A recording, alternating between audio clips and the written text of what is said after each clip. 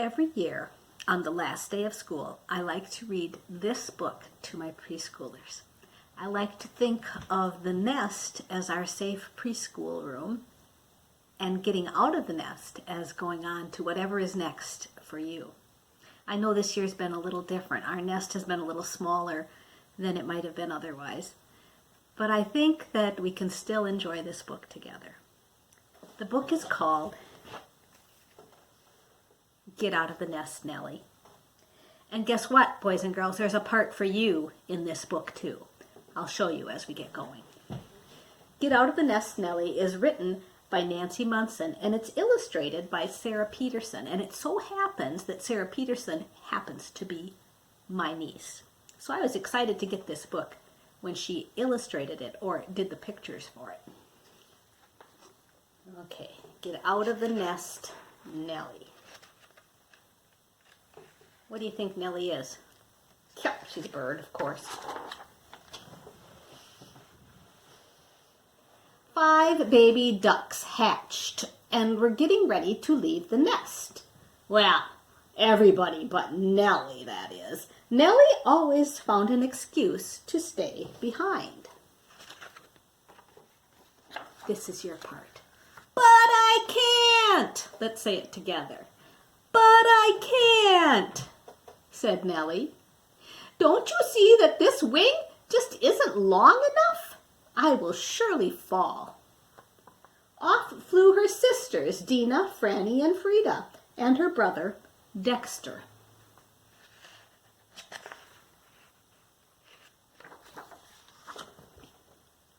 Whenever they came back to visit, they would try to coax her to leave too. That means try to talk her into it, right? Get out of the nest. Come on, Nelly. You can do it. It is so much fun out here. As usual, Nelly said, ready? But I can't. Don't you see? I have one feather that isn't lying down on my back. What would people think?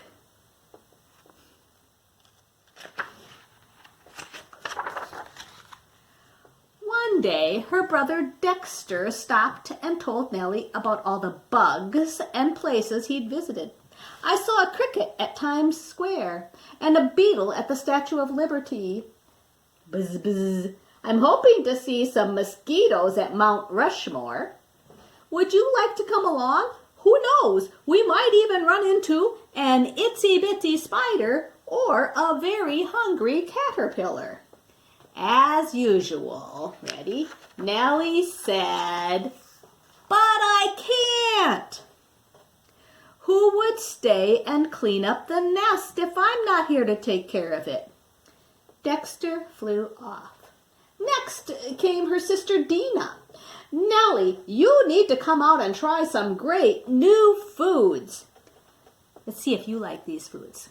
Sunflower seeds? Nuts? What do you think? Thumbs up, thumbs down. Raisins?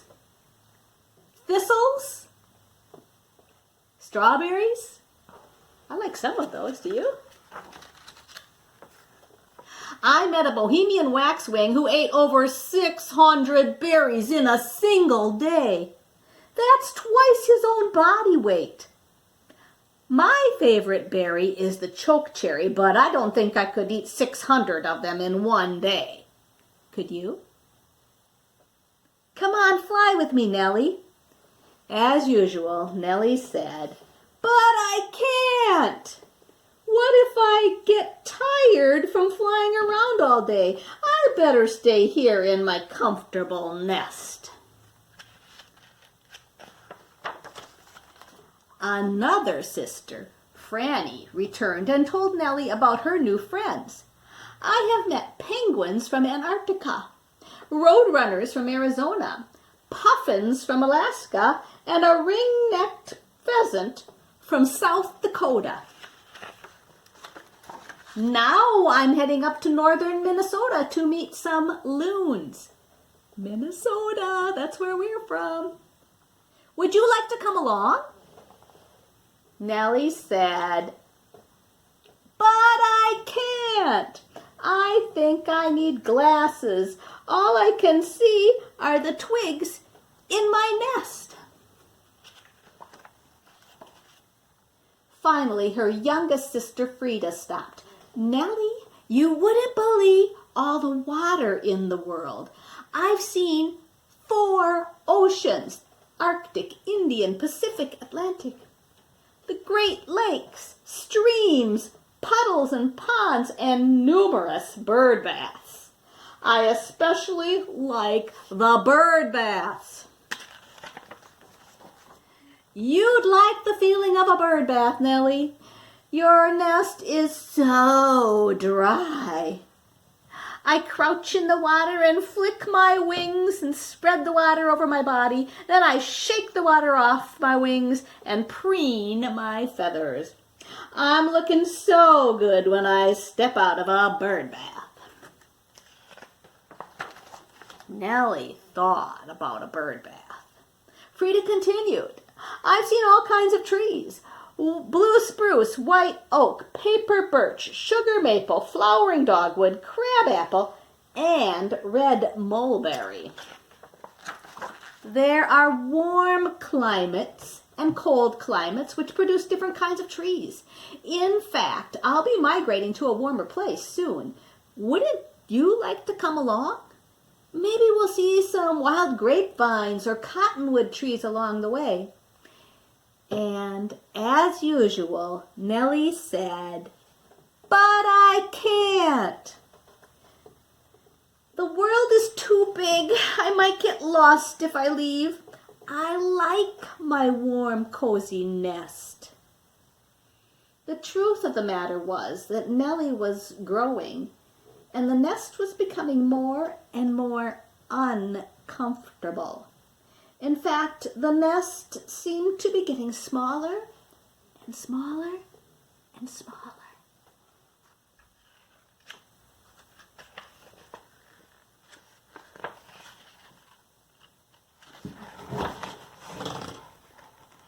Sometimes I have a hard time with the page, don't I? There we go.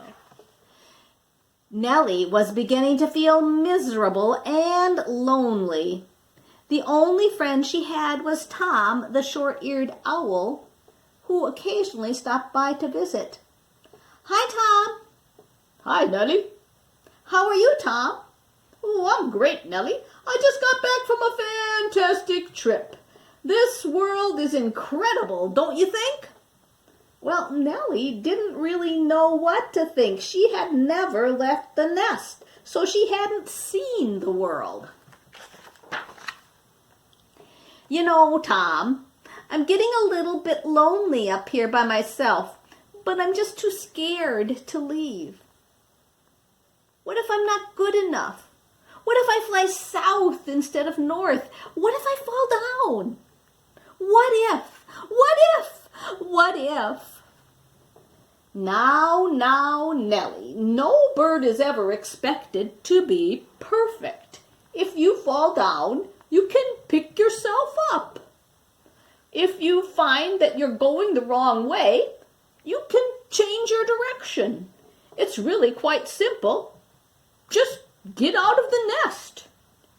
Then Nelly said something unexpected. I think I can. She wiggled her wings and shook off the dust, and with a hop and a skip, she launched herself into the air, and she soared. She saw crickets and ants, oceans and lakes, sunflower seeds and raisins, penguins and puffins. That was when Nelly finally began to enjoy her new, wonderful, fun-filled life. In a warmer place, she found her brother and sisters, and oh, the stories she had to share. I heard Nelly wants to fly to Canada. Okay. Now, Nelly had a fun list. This is Nelly's fun list. She wanted to visit friends in Canada, learn to play pickleball, take drum lessons, memorize the state birds, bake cookies, plan a biking trip, take swimming lessons, and find the Big Dipper in the night sky. A fun list. That sounds like a good idea, doesn't it? I bet you and Mom or Dad could make your own fun list and get some things on there. I hope you'll tell me some of the things you add to your fun list, some things that you hope to do this summer. Many of these things can be done right in your yard or in your house. That's exciting too. Thanks for listening to this story with me. Like I said, it's one of my favorites, and I love to share it on the last day of school.